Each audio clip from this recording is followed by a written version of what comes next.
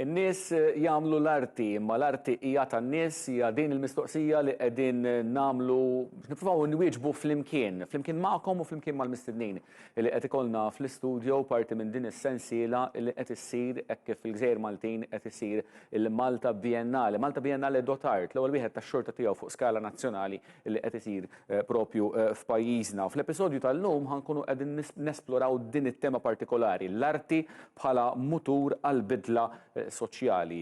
L-arti hija aktar minn ħaġa sempliċement li nosservaw f'mużewijiet jew inkella f'wirijiet, tista' tispirana biex naħsbu b'mod differenti lejn is-soċjetà tagħna u lejn ħajjitna. Miegħi llum biex niddiskutu dan kollu Dr. Valerie Vizanic li hija lettriċi fid-Dipartiment tas-Soċjoloġija fl-Università ta' Malta b'interess partikolari fuq l-arti u l-kultura u Dr. Trevor Borch li huwa kap tad-Dipartiment tal-Arti Diġitali fl-Università ta' Malta ukoll artist u kuratur tal-arti kontemporanja. Grazzi ħafna tal-li ġejtu għal dan il-programm. Trevor, xtaqt nibda bik, inti bħalissa għandek xogħol li huwa parti mill-Padiljun Nazzjonali ta' Malta fil-Malta Biennale Dotart, però għandek esperjenza ta' biennales oħrajn. Biennale ta' Venezia fl-2019, il-Biennale ta' Beijing fl-2022, il-London Design Biennale fl-2023. X'jagħmel differenti? Mistoqsija ta' xejn ġenerika, x'jagħmel differenti biennale minn wirja tal-arti? Mela, biennale hija essenzjalment hija tip ta' wirja. Il-format tagħha jkun forsi kemm xejn differenti għaliex kif jgħid l-isem biennale issir kull sentejn. Jew wirjiet li jsiru kull sena, aw triennali li jsiru kull 3 snin. Jiġifieri il-format huwa maqsum mifrux fuq sentejn. Però l-iskala hija differenti wkoll forsi jesplora tema partikolari b'metodi differenti. Kif taħdem is-sistema? Iva, eżattament. Il-ġerment biennale jkollha tema illi tkun stabilita mill-kuratur, jew kuraturi, għaliex ħafna drabi biennale ikollok sezzjoni li hija ġenerali, mbagħad ikollok padiljuni differenti kif qed naraw anke l-format fil-Biennale ta' Malta, l-istess jiġri fil-Biennale ta' Venezia, ħafna biennali oħrajn. Hija biennale għaliex hija biex ngħidu hekk tieħu tagħmel review tal-arti kontemporanja tul dawk is-sentej li jkunu għaddew. Ġifieri hija ta' skala ġeneralment kbira, biennale, għalhekk ovvjament anke ma ssirx kull sena, u normalment min ikun qed jikkura l-biennale jieħu in konsiderazzjoni dak li jkun għaddej anke madwarna, ġifieri din talaċċa ħafna mas-suġġett ta' din-diskussjoni, u ġeneralment it-tema kuratorjali tkun iddur ma' dak kollu li jkun għaddej madwarna. Ħareġu għas-suġġett għat-tema tad-diskussjoni, inti bħala artist kif tgħixu biennale? Jiena kull meta ħadsem fil-biennale dejjem rajta bħala responsabilità. Fil-2019 meta kont qed nirrappreżenta l-Malta fil-Biennale ta' Venezia, ovvjament dik hija l-ikbar biennale li teżisti. Hija antika ħafna, tmur lura ħafna snin, u biex ngħidu hekk qisha l-World Cup tal-arti, tad-dinja tal-arti. Allura għandek ċertu responsabilità. Però kull biennale, pereżempju l-Biennale ta' Beijing fiċ-Ċina, jiena kont qiegħed fil-Padiljun tal-Ewropa. Ġifieri jiena kont hemmhekk qed nirrappreżenta l-Malta, però fl-istess waqt qed qiegħed ukoll bħall-artist Ewropew. Konna 12 artist minn madwar l-Ewropa. Il-Biennale ta' Malta li għandha mbagħad ovvjament livell ieħor għaliex bħala artist Malti qed nesebixxi għall-ewwel darba ġo biennale ġo pajjiżi. Dika iġġib responsabilità differenti, però ovvjament jiena ħassejt din id-darba illi x-xogħol tiegħi għandu ikun iktar jirrelata aktar ma' dak li ngħixu aħna bħala pajjiż kif ukoll fuq il-livell globali. Valerie, is-soċjetà u l-arti kemm importanti l-interazzjoni bejnietom, kemm importanti li jinteraġixxu daw iż-żewġ affarijiet, is-soċjetà u l-arti? Hemm parti mill-istudju fis-soċjoloġija tal-arti naraw kif l-impatt li għandha l-arti fis-soċjetà fuq in-nies. L-arti għan-nies u min-nies, x'udjenzi għandek differenti. Jekk naraw eżempju ta' ħafna proġetti li jsiru li jiġini f'moħħi eżempju proġett il-premju tal-President tal-Kreattività. Dak huwa eżempju ċar ta' kif għandek komunitajiet differenti li permezz ta' dal-fondi qed ikun hemm spazju biex dawn isemmaw leħinhom. U din hija eżempju ta' bidla. Bidli żgħar li fejn allura għandek in-nies li qed jingħataw spazji kemm ta' aċċess għall-arti kif ukoll artisti jista' jkollok anke komunitajiet differenti. Nies li qed iħassuhom emarġinati li qed jużaw l-arti bħala espressjoni biex jgħidu speċi biex iwasslu l-messaġġ tagħhom. U bekk allura tqajjem diskussjoni, tqanqal diskussjoni biex in-nies tirreaġixxi anke ma li jkun qed isir. Tista' ġib bidla soċjali, ġifieri l-arti qed. Da żgur li tista' ġib bidliet żgħar li wara kollox imbagħad matul mal-medda ta' snin tara iktar il-bidla. Ġifri il-bidliet kemm mill-artist li jista' bl-arti tiegħu qed iqanqal ħsibijiet differenti. Kemm allura li inti qed toffri spazji l-komunitajiet differenti li jużaw l-arti bħala għodda, tipi ta' arti differenti, biex jesprimu lilhom infushom. So, id-diskussjoni li qed tqanqal, il-fatt li għandek qed tolqot anke etajiet differenti, allura anke tista' qed teduka, speċjalment meta qed tolqot udjenza żgħira, tal-mod kif inti tħares lejn l-affarijiet u ovvjament kif taħseb lejn l-affarijiet u dik hija l-bidla li twassal imbagħad għal bidliet ikbar. Issa aħna ngħixu f'soċjetà għandna kultura barokka, le? Ir-realtà dik ġifieri tħares lejn il-festi, l-arti li naraw fil-festi anke l-espressjoni ta' dak li jsir fil-festi. L-arti hija barokka u l-espressjoni hija barokka u tmur lura sekli. Hawnhekk ngħixu biennale ta' arti kontemporanja. In-nies taħsbu li jibżgħu mill-arti kontemporanja? L-ewwel qed in-nies ma tistax tpoġġihom kollha f'keffa waħda. Ġifieri ħajkollok li hawn min forsi ma tinteressax l-arti in ġenerali. Se jkollok min li tinteressax ċertu tip ta' arti u se jkollok min iktar biex ngħidu hekk lest li relata anke mal-arti kontemporanja. Jiena naħseb illi iktar ma jkun is-soċjetà tkun esposta l-arti kontemporanja, iktar se tkun aċċessibbli l-arti kontemporanja. Dina mhux kwistjoni ta' jekk tibżax minna jew le. Iktar naħseb li iktar ma inti tkun esposta liha, iktar se tkun iktar lest li tirrelata magħha. Però l-Maltin illum iżuru anka biennali barra minn Malta, jiena niftakar meta konna Venezja fil-biennali kien hemm kwantità kbira ta' Maltin. U baqgħu il-Maltin imorru jaraw ix-xogħol tagħna u ovvjament tal-artisti internazzjonali matul is-sitt xhur tal-biennale. Ovvjament għax l-Italja, Venezja hija viċin tagħna, però anke pajjiżi oħra. Ġifieri min jinteressaħ l-arti u jixtieq ikun iktar biex ngħidu hekk up to date ma x'qed jiġri, jirrelata u l-arti kontemporanja hija aċċessibbli ħafna. Trevor, bħalissa qed naraw xogħol tiegħek fuq l-iskreens tagħna. Spjegalna ftit. Ħafna drabi l-artisti ddejja jispjega u jwassal il-messaġġ wara l-arti tiegħu, però f'dal-każ irid nagħmilek il-mistoqsija laqgħet hawnhekk, x'messaġġ ippruvajt toħroġ? Mela, jiena kemm il-biċċa xogħol li qed nuri fil-Biennale ta' Malta, kif ukoll ix-xogħol tiegħi in ġenerali ikun ħafna drabi miftuħ. Jiġifieri dak li jkun jista' jaqbad partijiet minnu jew xogħol kollu fit-totalità tiegħu u jieħdu jinterpretah kif jixtiequ jew. Din id-darba l-istess ħaġa milt. Qed naraw hija video installation, jiġifieri tinkludi fiha filmat viżiv kif ukoll sound illi huwa surround għaliex importanti ħafna, il-biċċa xogħol hija immersiva, installazzjoni immersiva. Ġifieri inti tidħol ġo spazju li huwa ristret ħafna ġewwa muża li kważi huwa klaustrofobiku biex joħloq sens ta' urġenza. U hemm anka irwejjaħ iduru f'din il-kamra, jiċċirkolaw f'din il-kamra, irwejjaħ taż-żejt.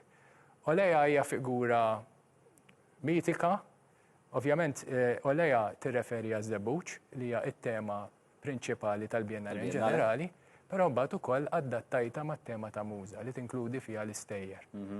Hawnhekk qed naraw storja ipotetika ta' dil-figura illi titraxxendi l-epoki differenti, illi dina issipruha fuq bajja illi erja żona f'Malti li assoċjata ħafna ma' żmien ir-Romani u din biex ngħidu hekk tipprova l-artifatti li ssib f'dan il-post b'sens ta' urġenza kbira tipprova toħodhom f'post aktar sikur.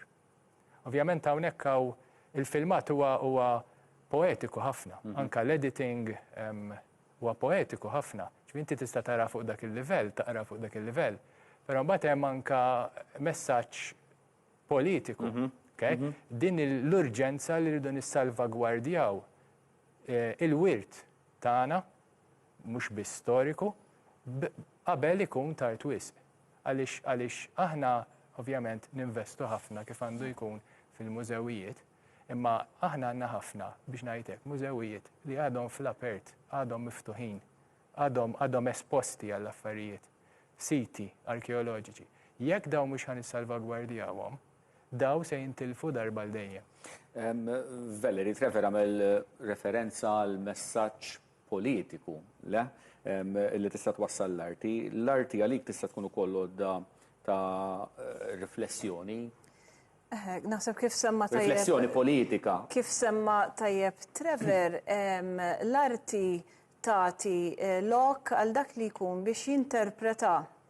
Mhux biss kif iritu, imma ħafna drabi pari passi mal-ċirkostanzi u l-esperjenza tal-ħajja tiegħek. Il-kuntest tajjeb importanti. Eżatt, li inti allura qed tirrelata ma li qed tara b'mod kif inti qed tifhimha inti u għalhekk forsi m'għandekx tibża minnha kif qed tajt kif saqsejt inti.